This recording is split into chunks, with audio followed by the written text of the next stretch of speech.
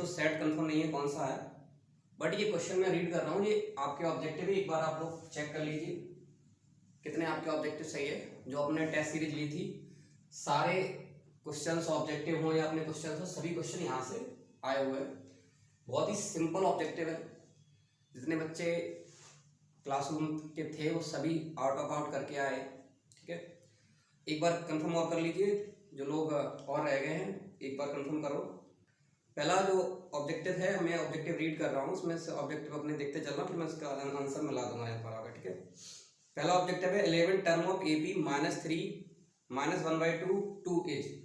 तो ये पहले का आंसर है, जो ए पी का सीरीज था उसका 22। ठीक है, टिक द करेक्ट ऑप्शन का पहला क्वेश्चन था। दूसरा है write the formula of slant of height of cone. इन्होंने ऑब्जेक्टिव में थोड़ा सा घुमाया है, तो स्लैंट ऑफ हाइट का L = r² + h² रूट में आएगा। ठीक है, ये सेकंड का आंसर है। थर्ड जो आपका है HCF 6 and 20, 6 और 20 का HCF कितना आएगा? 2 आएगा। ठीक है, how many zeros will be cubic polynomial. Cubic polynomial मालूम है, क्वाड्रेटिक पॉलिनोमियल में 2 होते हैं, क्यूबिक पॉलिनोमियल में कितने जीरोस होंगे? मैक्सिमम 3 जीरोस होंगे।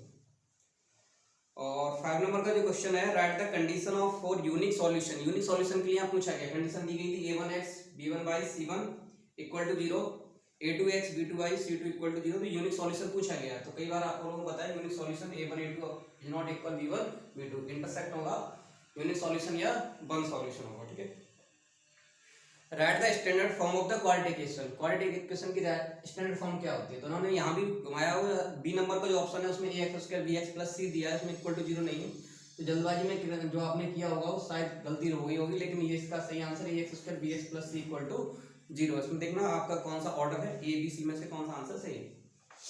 ठीक है, फिल इन द ब्लैंक्स, एक बार फिल इन द ब्लैंक्स अपने चेक करिए। ए बी है पहला 5 10 15 का 10th टर्म कौन सा होगा? तो a + 90 होगा। a + 90 में जब a की वैल्यू 5 रखेंगे +9 × 5, तो इसका आंसर 50 होगा आप लोगों का। All blank triangles are similar equilateral, इसका आंसर होगा equilateral triangle are all similar. ठीक है, the distance of a point from the x axis is called. X axis से किसी भी पॉइंट की डिस्टेंस, एक्स एक्सिस से डिस्टेंस किस पर होगी? बाई एक्सिस को। बाई एक्सिस को क्या कहते हैं? ऑर्डिनेट कहते हैं। ठीक है, और फोर्थ वाले लिखा है the probability of sure event. Sure event की प्रोबेबिलिटी कितनी होगी? श्योर इवेंट मालूम है, श्योर इवेंट की प्रोबेबिलिटी 1 होती है और इम्पॉसिबल इवेंट की 0 होती है। ठीक है, √2 आपका क्या है? √2 आपका रेशनल नंबर है। एक जो 6 नंबर का इसमें फिल इन द ब्लैंक्स है, इसमें उन्होंने नेम लिखा है Sridharacharya derive formula now. Sridharacharya ने जो ड्राइव फार्मूला किया था उसका किस नाम से उसको जानते हैं? तो क्या है वो? x = b - +√b² - 4ac/2a। ठीक है, इसी को क्या कहते हैं? क्वाड्रेटिक फार्मूला कहते हैं। क्वाड्रेटिक, जो क्वाड्रेटिक फार्मूला लिख के आए उनका भी सही है, और जो फार्मूला लिख के आए वो भी सही है। ठीक है, इसी को क्वाड्रेटिक फार्मूला कहते हैं। इसके बाद है आपके मैचिंग। तो एक बार मैचिंग आप कंफर्म करिए।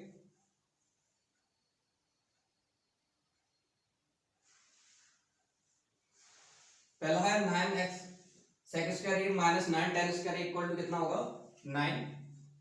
डिस्टेंस बिटवीन 0 4 एंड 0 3 के बीच की डिस्टेंस कितनी होगी? डिस्टेंस फॉर्मूले से निकालेंगे, तो इसका आंसर 5 होगा। Volume of keyword, volume of keyword में यहाँ याद रखना उन्होंने a क्यूब भी दिया है, लेकिन a क्यूब आंसर नहीं होगा, इसका आंसर a b और c होगा।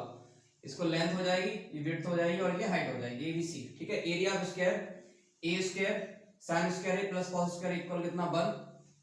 tan 90 - थीटा क्या हो जाएगा? cot theta. ठीक है, इसके बाद आपके वन वर्ड चेक करिए।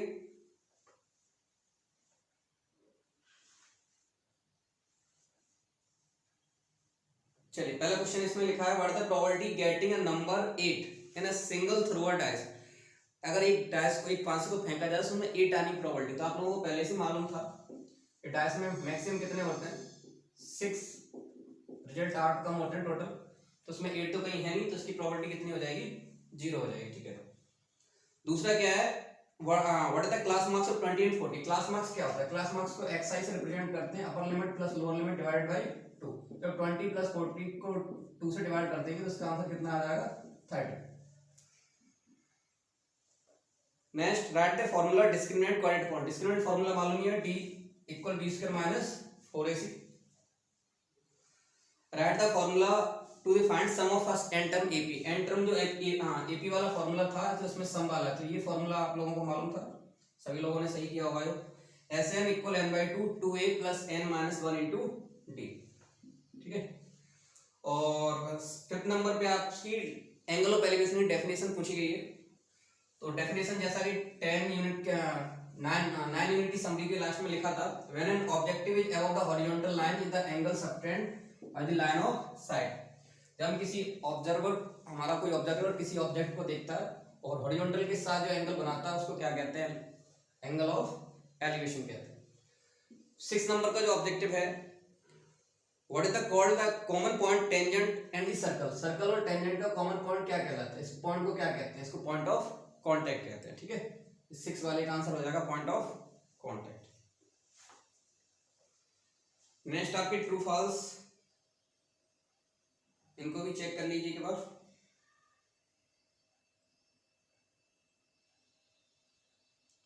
पहला क्या था, टेंजेंट इज द सीकेंट। क्या टेंजेंट ही सीकेंट है, तो इसका आंसर क्या होगा, फॉल्स। टेंजेंट होता है जो सर्कल को 1 पॉइंट पर इंटरसेक्ट करता है और सीकेंट क्या होता है 2 पॉइंट पर इंटरसेक्ट करता है। तो टेंजेंट इज अ सीकेंट, इसका आंसर क्या हो जाएगा, फॉल्स। टेंजेंट अलग होती है, सीकेंट अलग होती है। The distance between 7 and 1 and 0,0 is 5√2। तो इनकी जब बीच की डिस्टेंस निकालेंगे तो 7 और माइनस 0 करेंगे, 7 स्क्वायर प्लस 1 स्क्वायर हो जाएगा कितना, 50, और 50 को हम क्या लिखते हैं 5√2। दूसरे का आंसर क्या हो जाएगा, ट्रू।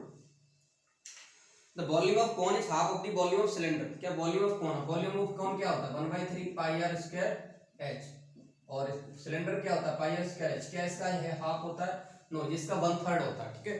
तो इसका आंसर क्या हो जाएगा, थर्ड वाले का फॉल्स हो जाएगा। वॉल्यूम ऑफ कॉन 1/3 होता है वॉल्यूम ऑफ सिलेंडर के, ठीक है। फोर्थ जो है आपका, corresponding side of 2 similar triangle are proportional. Yes, corresponding side similar triangle की, जो ट्रायंगल की हम थ्योरी उसमें जब पढ़ी थी, उसमें थ्योरम जितनी भी थी उसमें मैंने रीड कराया था, करस्पॉन्डिंग साइड जो सिमिलर ट्रायंगल की होती है प्रोपोर्शनल होती है, ठीक है। इसका आंसर क्या हो जाएगा, 4 वाले का ट्रू हो जाएगा। 5 में क्या लिखा है, the ratio of areas to similar triangle. ये थ्योरम नंबर 6.6 है, बुक में देखना। Ratio of areas to similar triangle का जो रेशियो होता है वो करस्पॉन्डिंग साइड के इक्वल होता है, ठीक है। तो इसका आंसर भी क्या होगा, ट्रू होगा। नेक्स्ट लिखा है, the line of side is the line draw from the I and observer the two the point in objective. फिर से मैं रीड कर रहा हूं, फिर से देखिए। द लाइन ऑफ साइड, जो लाइन ऑफ साइड होती है, इज द लाइन ड्रॉ। जब हम ट्रायंगल में ड्रॉ करते हैं, ये आपका ऑब्जर्वर है और ये इस ऑब्जेक्ट को देख रहा है, तो इस लाइन को क्या लाइन ऑफ साइड कहते हैं, ये इन्होंने कहा है। क्या लिखा हुआ है, the line of side line draw from the I and observer. ये ऑब्जर्वर यहाँ कोई खड़ा हुआ है, जिस लाइन के और इस ऑब्जेक्ट के बीच में जो लाइन ड्रॉ होती है, इस लाइन को क्या कहते हैं, लाइन ऑफ साइड कहते हैं। तो ये क्या है, ट्रू। तो बेसिकली एक बार फिर से देखिए, जितने भी ऑब्जेक्टिव हैं बेसिकली सिंपल ही ऑब्जेक्टिव है।